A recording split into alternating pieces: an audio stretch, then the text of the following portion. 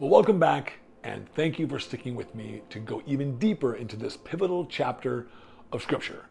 In our main study, we explored the burning bush, the divine name, and Moses' call. But as with all powerful texts, there's always more to uncover beneath the surface. In this discussion, we'll look at 5 areas that deserve additional attention, reflection, and historical insight. Number 1, Mount Horeb and the Mountain of God motif. Exodus 3:1 places Moses at Horeb, the mountain of God. Later, this same mountain will be called Sinai, where the covenant is given. Scholars continue to debate whether Horeb and Sinai are 2 names for the same location or two different peaks in the same range. Either way, it is the spiritual geography that matters most. In the ancient Near East, mountains were places where heaven met earth.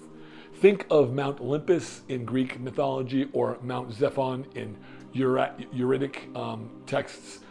The idea was that mountains were natural temples, elevated, removed from the daily life, and close to the divine. In Israel's case, Mount Sinai or Mount Horeb becomes the axis mundi, the meeting place between God and man. The wilderness, too, is essential. God doesn't meet Moses in a place, a city, or a temple, but in wild, untamed space. Wilderness is where identity is stripped and clarity comes. It's a biblical pattern. Abraham, Jacob, Elijah, John the Baptist, even Jesus, all encounter God in wilderness moments. Number 2, ancient Near Eastern context of theophanies. The burning bush is one of the Bible's most unique theophanies, the appearance of the divine. But it also reflects a broader ancient motif, fire as divine presence. In Ugaritic and Mesopotamian texts, deities often appear surrounded by fire or storms. What makes Exodus 3 distinctive is not the fire, but the non-consumption. Most gods of the time demanded sacrifice and burnt offerings completely. The fact that this fire does not consume signifies Yahweh's restraint, preservation, and purpose. It's not a destructive flame, it's a refining, calling presence. Also worth noting, fire as a vehicle of holiness becomes a key motif throughout Scripture. Think of the fire of Mount Sinai, the pillar of fire guiding Israel, the fire consuming Elijah's altar, the tongues of fire at Pentecost. In each case, fire represents God's active, dynamic, and purifying presence. Now, number 3, the Midianite priestly connection, Jethro, his role. Exodus 3 quietly reminds us that Moses is living under the care of Jethro, the priest of Midian. This is no small detail. Midianites were descendants of Abraham through Keturah in Genesis 25:2, making them distant cousins of Israel. Some scholars believe this suggests an older monotheistic tradition existed among some Midianite groups, possibly preserving ancestral knowledge of El or Yahweh. Later, in Exodus 18, Jethro will offer sacrifices to Yahweh and affirm Moses' leadership.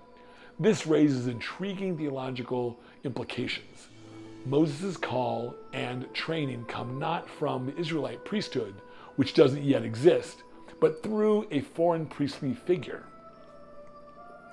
This suggests God's work isn't bound by ethnicity or formal religion. He can speak through unexpected people outside traditional lines. It's also a gentle critique of exclusivism. God is sovereign, and his voice can echo even from the Midianite tents. Number 4, the ethics of divine name revelation.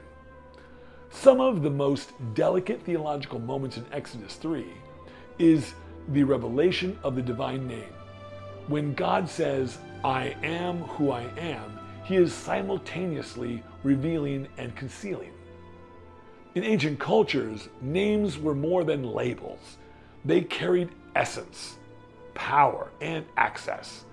To know a God's name was to invoke it, to understand something of its domain and nature. This is why Pharaoh will later ask, "Who is the Lord, that I should obey him?" Exodus 5:2. It's not just defiance, it's theological ignorance. But Yahweh's name resists definition. I am is not static. It is relational, dynamic, and self-defining. It tells us that God exists independently, but also that his character will unfold in history. This is key. The name is not tied not just to philosophy, but to covenant history. God is saying, you will know who I am as I act on your behalf. In a world full of gods with specific functions, sun gods, fertility gods, war gods, Yahweh stands apart as being itself, not defined by nature, but sovereign over it. And 5, the politics of liberation theology and power inversion.